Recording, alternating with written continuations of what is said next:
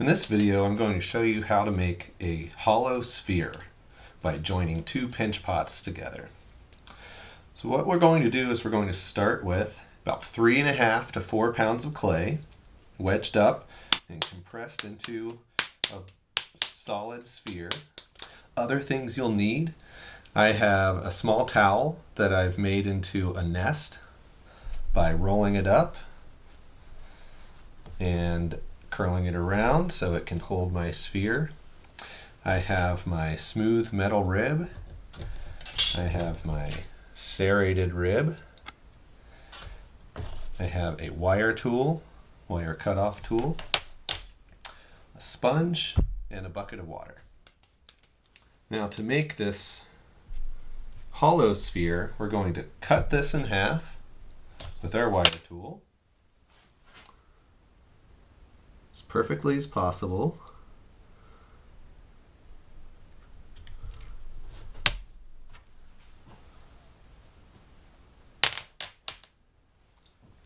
And then we'll make a pinch pot from each of these halves. We're going to start working with the flat side of the hemisphere up and start our pinch pot just like this.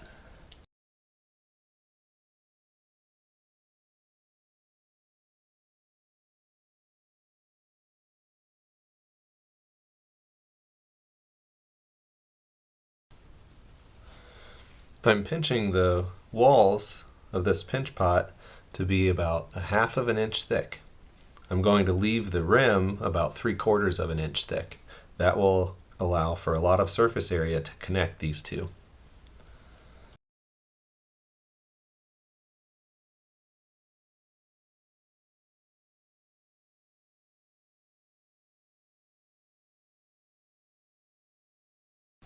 When I set this down, I'll set it down in the nest so it won't flatten out the bottom.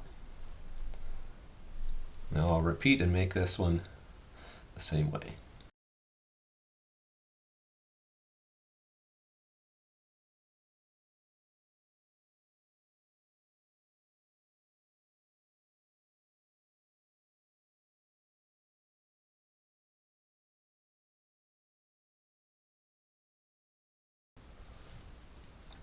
Once I have formed both hemispheres, then I'm ready to see if they're the same size. I want to make sure that they line up perfectly.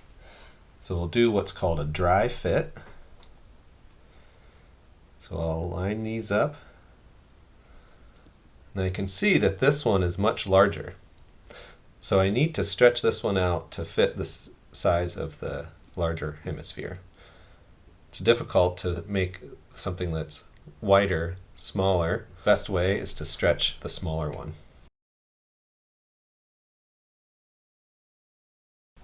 Test that out again with another dry fit. It's looking better, but still this one's a little bit larger. So I'll stretch this one some more.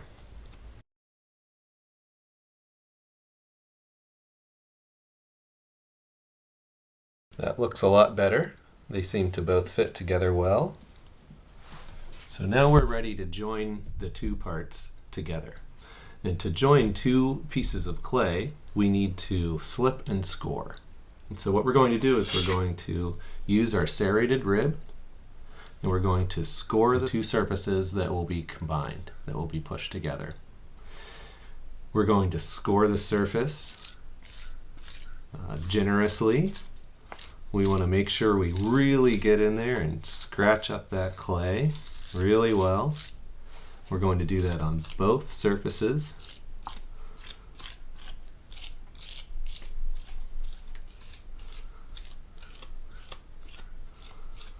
And then to create slip, slip is just clay with a lot of water in it, we're going to add some water to the surface here.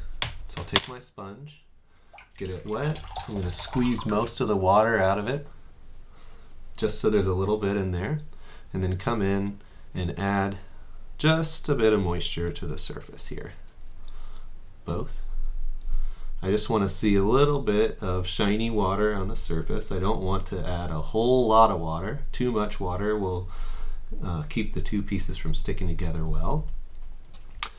I'll come back with my serrated rib and then score in the opposite direction.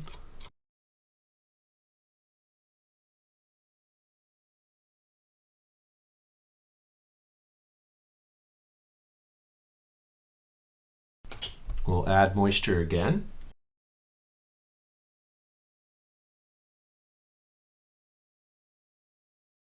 Not too much. Then we'll score a third time, and this time again in the opposite direction.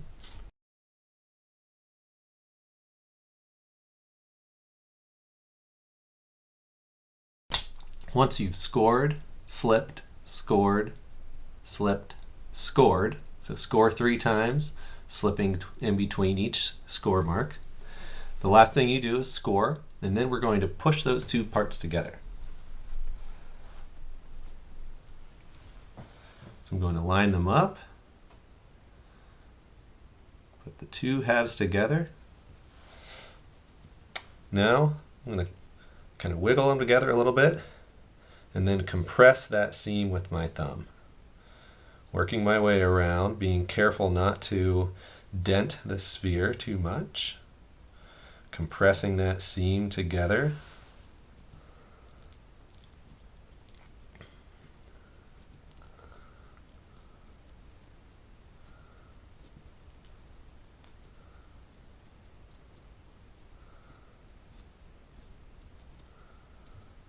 Working my way all the way around.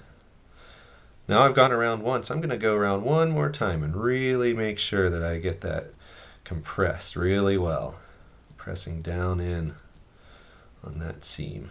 Still being really careful not to make any large dents. Just compressing the seam together with my thumbs.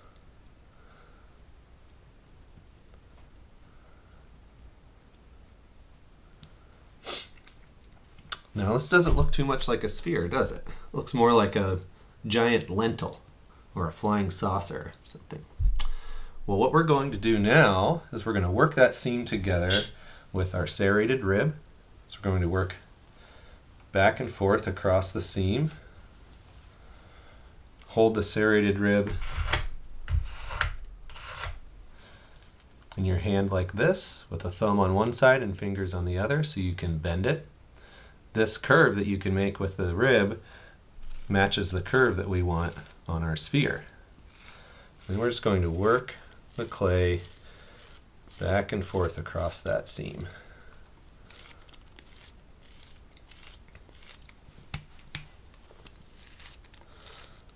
Again, as we're holding this, we're being careful not to crush it.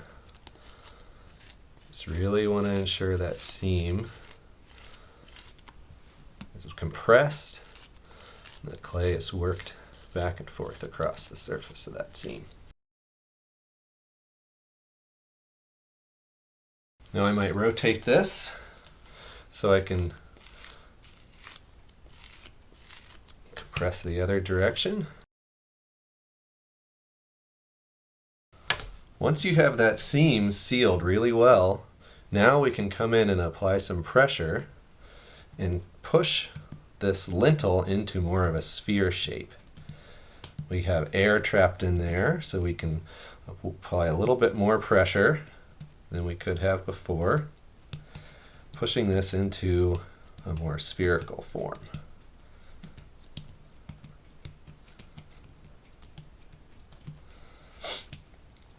Now to get all these lumps out, we can use our serrated rib some more. And we can scratch all over the surface of this.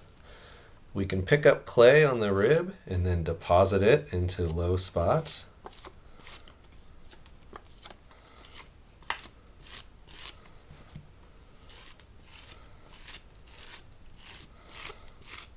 Working our way around, evening things out.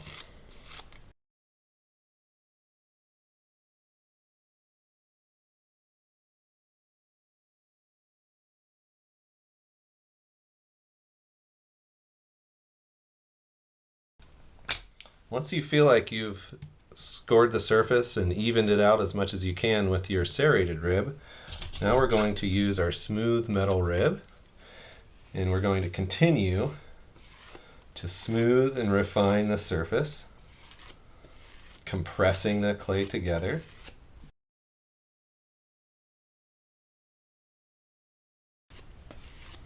Again, we're holding this in a curved and then smoothing at an angle, compressing. So we're not holding it perpendicular to the surface. We're holding it at this angle here. Smooth and compress. At this point, with the clay so soft, there's only so much we can do to get this to be a perfect sphere. Every time we rotate it around in our hands, it gets a little distorted, a little crushed. It's just so soft that it squishes all the time. So once you've gotten it as smooth and round as you can in this soft stage, what we need to do is we need to set it aside on our nest here and let it set up and dry a little bit. So as this is sitting and drying, you can be working on other things and checking on it every 15 or 20 minutes and rotating it around and letting it dry. As your sphere dries and sets up, here I have one that I made the other day, and it's getting a bit stiffer than it was. I can still kind of push the clay around. We'd call this stage soft leather hard. So I can still kind of move the shape a little bit. I can look for areas that might feel like a high point, and I can press in on those and compress that down. And this is where I'll come in with my smooth metal rib again and continue that smoothing process. And now I'm going to be scraping. So instead of compressing and smoothing like I was with the really soft sphere, with this harder sphere, I'm going to kind of scrape the high points. And then when I have clay on there and I find a dent or a divot, then I can deposit some of the clay that's on my rib and start to even it out. Take down the high points and fill in the low points, scraping and compressing as we go.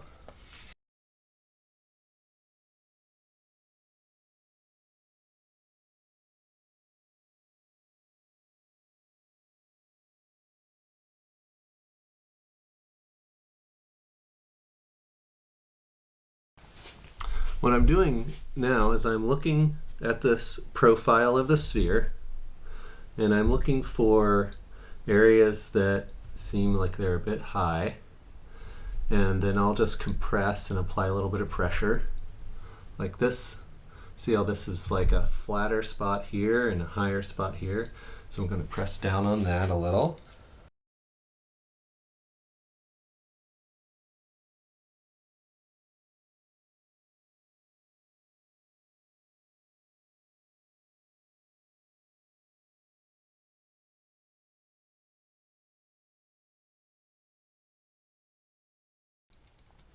And again, even at this soft leather hard stage, there's only so much I can do to smooth this. I will continue to monitor it as it's drying. At every stage, I'll come back in with this rib and my hands and keep refining this down until I can get it completely perfect. You have to work on it in every stage of drying in order to get it to be a perfect sphere.